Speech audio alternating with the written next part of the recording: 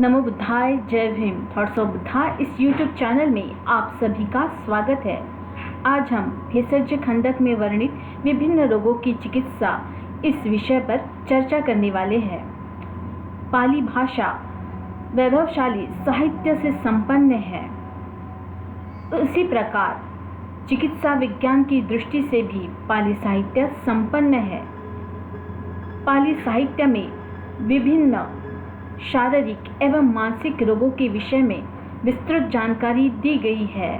उसी प्रकार विभिन्न रोगों की चिकित्सा पद्धति के विषय में भी महत्वपूर्ण जानकारी पाली साहित्य के अध्ययन द्वारा प्राप्त होती है। भेषज खंडक में बौद्धकालीन चिकित्सा के विषय में महत्वपूर्ण जानकारी दी गई है।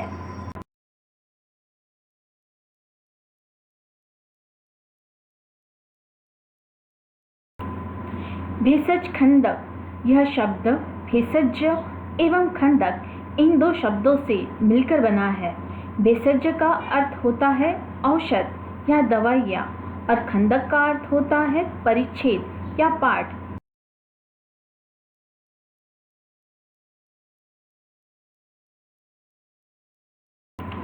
भेषज खंडक का समावेश विनय पिटक के महावग्ग के अंतर्गत होता है।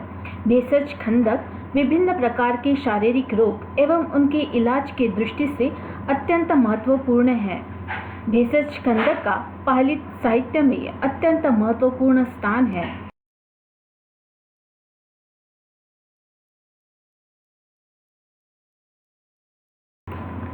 भेषज खंडक में निम्न प्रकार के शारीरिक रोगों के बारे में जानकारी दी गई है और साथ ही इन रोगों के चिकित्सा पद्धति के बारे में भी महत्वपूर्ण जानकारी भेषज खंडक में दी गई है।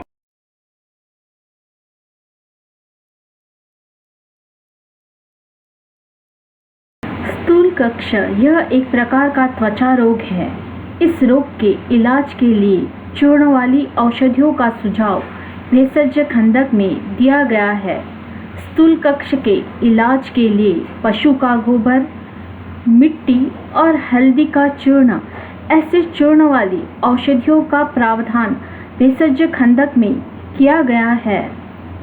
स्थूल कक्ष इस चर्म रोग के अलावा भी कंडू वा, पिड़का वा, अस्साओ, थुल्लकच्छु वा आबाधो, कायो वा तुगंधो, चुन्नानि भेषजानि अर्थात दाद, खुजली, फोड़ा, आस्त्राव, इन सभी रोगों पर चूर्ण की यह दवाइयाँ लाभकारक है, ऐसा वर्णन भेषज खंडक में किया गया है।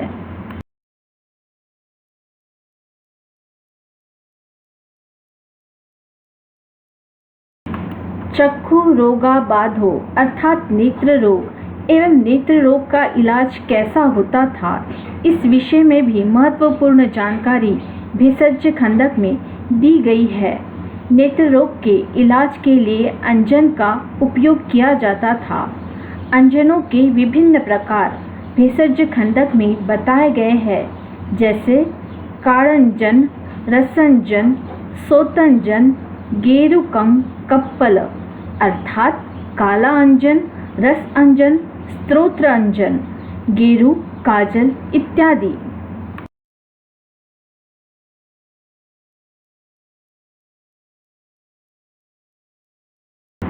अंजन का प्रयोग कैसे किया जाता था, इस विषय में भी महत्वपूर्ण जानकारी भेषज खंडक में दी गई है। अंजन को सहायक औषधियों के साथ पीसने के उपरांत प्रयोग में लाया जाता था। पीसने में सहायक औषधियों के तौर पर चंदनम, तगरम, कालानुसारी, तालिसम, भद्रमुत्तकंती अर्थात चंदन, तगर, कालानुसारी, तालिस, भद्रामुक्तकी, इन औषध वनस्पतियों का उपयोग किया जाता था।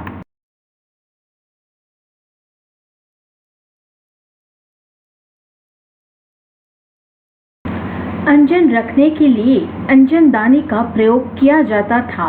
नेत्र रोग के लिए उपयुक्त ऐसे विशिष्ट प्रकार के अंजन बनाकर वह धूल लगने के कारण निरुपयोगी न हो, इसलिए उसे अंजनदानी में रखा जाता था। सोने चांदी से बने अंजनदानी का भी प्रचलन था, परंतु भिक्खु एवं भिक्खुनी संघ के लिए अट्ठीमयं, दंतमयं, विषाणमयं, नळमयं, वेणुमयं, कट्ठमयं, जतुमयं, फलमयं, लोहमयं, शंखनाभिमयंती अर्थात हट्टी, दांत, सिंग, नरकट, बांस, काठ, सूखे फल, शंख इत्यादि से बने अंजनदानी का प्रयोग करने की अनुमति थी।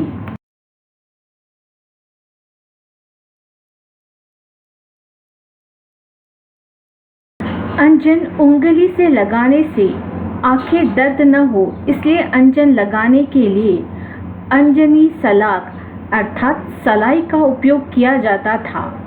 सोने चांदी से बने सलाई का भी उपयोग किया जाता था, परंतु भिक्खु और भिक्खुनी संघ के लिए हड्डी, दांत, सिंग, नरकट, बांस, काठ, सूखे फल, शंख इत्यादि से बने सलाई का प्रयोग करने की अनुमति थी। सलाई रखने के लिए सलाई दानी का प्रयोग किया जाता था।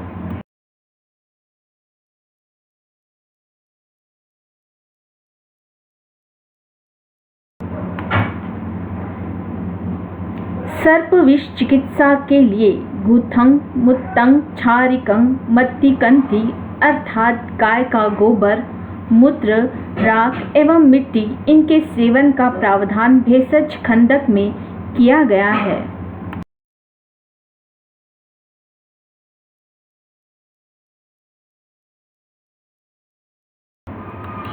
पांडु रोग की चिकित्सा भेषज खंडक में निम्न प्रकार से वर्णित की गई है। पांडु रोग के इलाज के लिए मुत्तहरितं पायितुन्ति अर्थात गोमूत्र मिश्रित हरितक का उपयोग किया जाता था।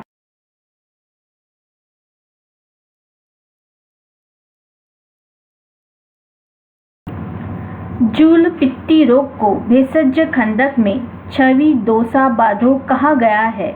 जूल पित्ती रोग यह त्वचा से संबंधित रोग है। इस रोग से शरीर पर खुजली से लाल दाने या चकत्ते आते हैं। जूलपित्ती रोग की चिकित्सा करने के लिए गंधालेपं अर्थात गंधक का लेप लगाया जाता था।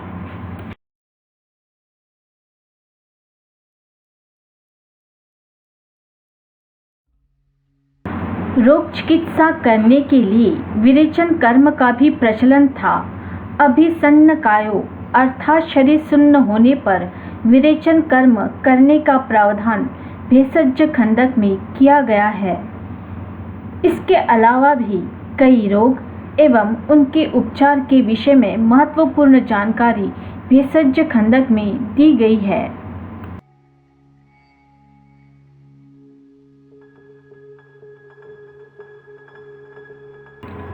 बौद्ध चिकित्सा पद्धति यह निसर्ग के करीब है।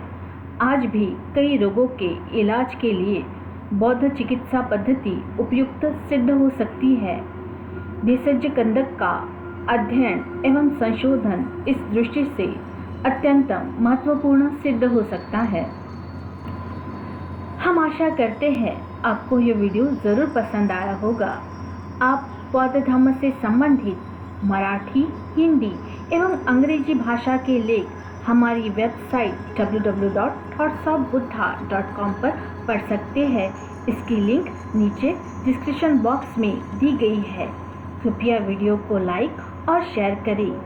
और हाँ, जिन्होंने चैनल को सब्सक्राइब नहीं किया है वो कृपया चैनल को सब्सक्राइब करें। धन्यवाद।